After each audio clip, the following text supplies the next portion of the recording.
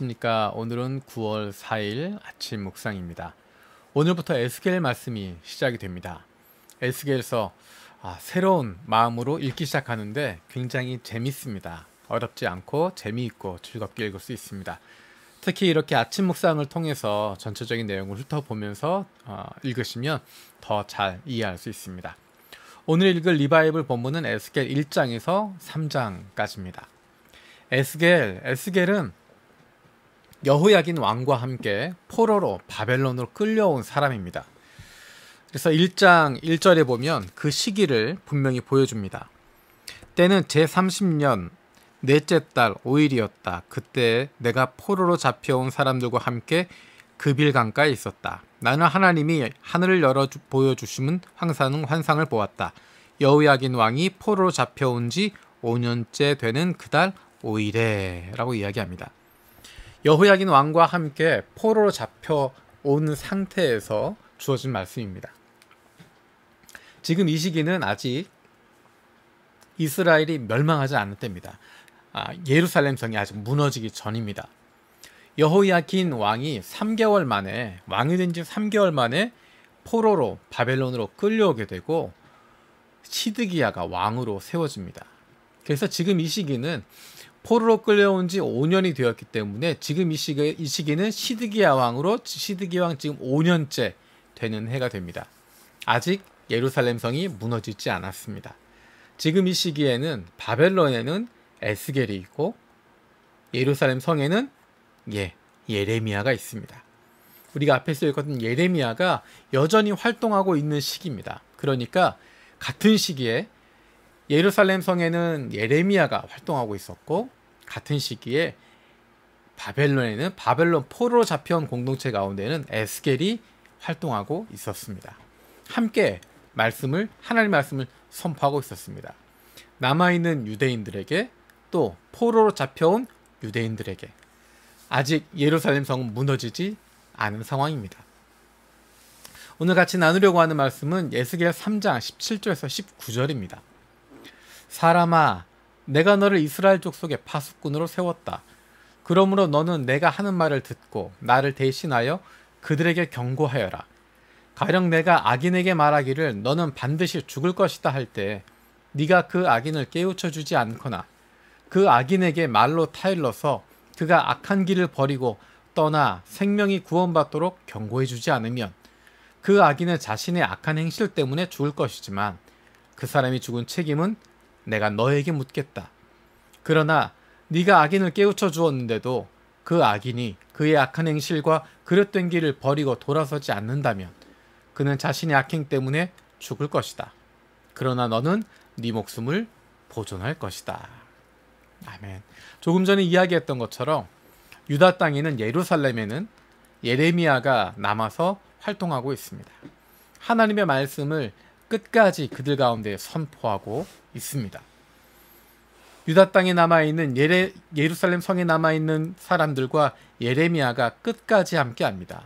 그들이 이집트로 도망할 때까지 같이 가게 되고 끝까지 그 유다 백성들과 남아있는 백성들과 함께합니다. 포로로 끌려온 땅 바벨론 그곳에는 에스겔이 있습니다. 에스겔을 통해 하나님이 선포하고 있습니다. 그러니까 에스겔에 나와 있는 이 내용들은 유다 땅에 남아있는 사람들이나 예루살렘에 남아있는 유대인들이 아니라 포로로 잡혀와 있는 바벨론 땅에 있는 유대인들을 향해서 선포하고 있는 말씀입니다. 재미있는 것은 에스겔에서는 이스라엘이라고 주로 부르게 됩니다. 왜냐하면 단순히 유다 백성을 회복시키는 그런 의미가 아니라 하나님께서 세우셨던 이스라엘을 회복시킨다라고 하는 의미가 더 큽니다. 그래서 이스라엘이라고 하는 호칭들을 훨씬 더 많이 사용하게 됩니다. 이스라엘을 좋아합니다. 물론 유다의 죄악, 예루살렘의 죄악 그런 것들을 이야기하지만 에스겔에서 품고 있는 것은 이스라엘 민족입니다. 이스라엘 전체를 포함하고 있게 됩니다. 예레미야 끝부분 여러분 기억하시죠? 예레미야 끝부분에 나와 있었던 내용, 하나님께서 70년 만에 그들을 다시 회복시키실 것이다 라고 하는 이야기, 예레미야가 보지 못했지만 예레미야는 그 시작 부분에 있었고 어떻게 보면 예레미야는 예루살렘 성에 있었고 유다 땅에 있었고 마지막에는 이집트 땅으로 끌려갔기 때문에 하나님이 이루시는 그 일들을 볼 수 없는 상황이었습니다. 다 무너진 것 같고 다 끝난 것 같고 고통밖에 없는 것 같고 민족이 다 말살되어지는 것 같은데, 나라가 멸망한 것 같은데, 이렇게 다 끝나버릴 것 같은데, 그렇게 예레미야는 끝나게 됩니다. 하지만 예레미야는 하나님께서 이루실 소망을 바라봅니다. 우리가 지난 시간에 읽었던 예레미야가 바로 그 내용들입니다. 예레미야의 끝 내용은, 끝부분은 하나님께서 70년 만에 그들을 다시 회복시키신다, 70년 만에 다시 하나님의 성전을 회복시키신다라고 하는 말씀을 읽습니다. 그 주인공들이 바로 포로로 잡혀온 유다 사람들입니다. 포로로 잡혀와 있었던, 바벨론으로 끌려왔었던 그들의 자녀들이 다시 예루살렘으로 돌아가게 되고, 그들을 통해서 예루살렘 성전이 재건되어지고, 그들을 통해서 하나님이 말씀하셨던 그런 신앙의 공동체가 회복되게 되는 것입니다. 그 주인공들이 바로 포로로 잡혀온 유다 백성들입니다. 이들을 향해서 하나님이 말씀하시는데, 그 말씀을 선포하는 사람이 바로 에스겔입니다. 에스겔을 통해서 하나님께서 그들에게 말씀하십니다. 하나님께서는 결코 70년 동안 그들을 버리셨던 것이 아니라 70년 동안 그들을 변화시키신 것입니다. 70년의 시간을 통해서 그들을 새롭게 만들어 주신 것입니다. 70년의 시간을 통하여서, 그 고통의 시간, 고난의 시간을 통하여서, 포로 잡혀와 있던 그 시간을 통하여서 하나님의 백성으로 다시 만들어 주신 것입니다. 다시 하나님의 사람들로, 하나님의 자녀들로 다시 태어날 수 있도록, 새롭게 시작할 수 있도록 만들어 주신 시간, 그 시간이 바로 70년의 시간이고, 그 기간이 바로 포로 기간입니다. 그런데 중요한 것은, 포로로 잡혀왔다고 해서, 70년의 시간이 지났다고 해서, 고난을 당했다고 해서 그들이 하나님의 백성으로 회복된 것이 아닙니다.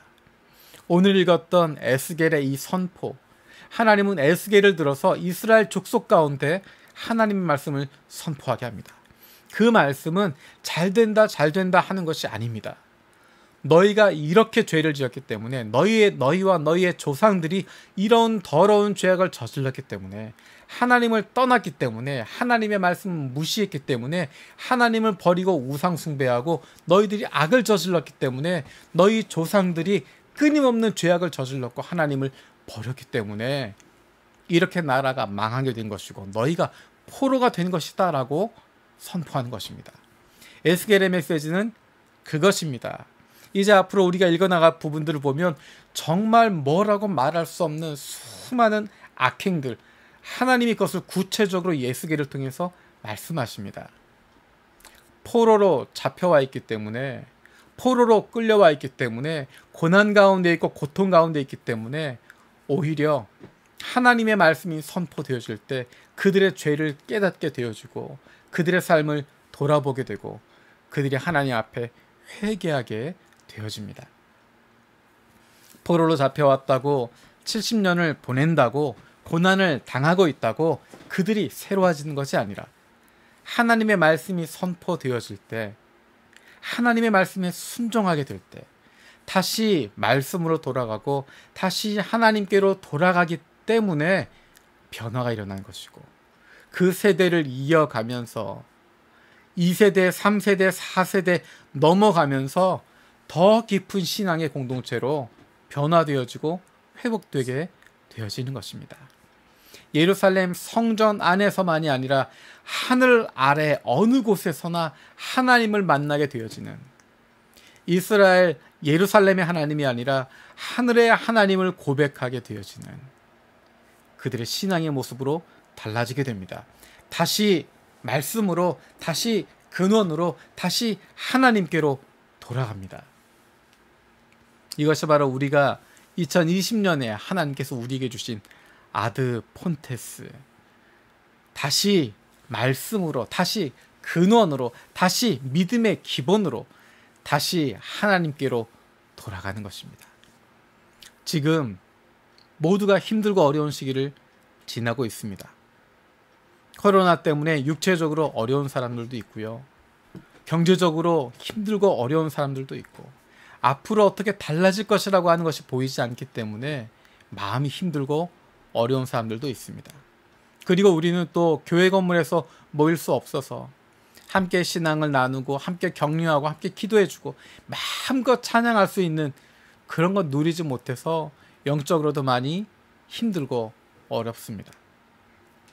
힘들고 어려운 시기 그냥 지나가면 시간 낭비하는 것입니다.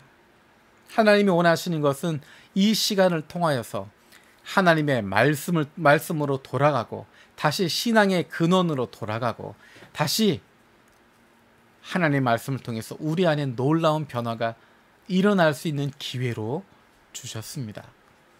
힘들고 어려운 시기이지만 시간을 낭비하게 되는 것이 아니라 이 시간에 우리의 믿음이 단단해질 수 있는, 우리의 믿음이 하나님께로 돌아가고, 우리의 신앙이 가장 중요한 게 무엇인지, 우리의 인생 가운데 가장 소중한 것이 무엇인지 다시 돌아볼 수 있는, 그래서 왕 되신 하나님의 백성, 아버지 하나님의 아들과 딸로서 다시 회복되어질 수 있는 복된 시간들 되어지길 원합니다.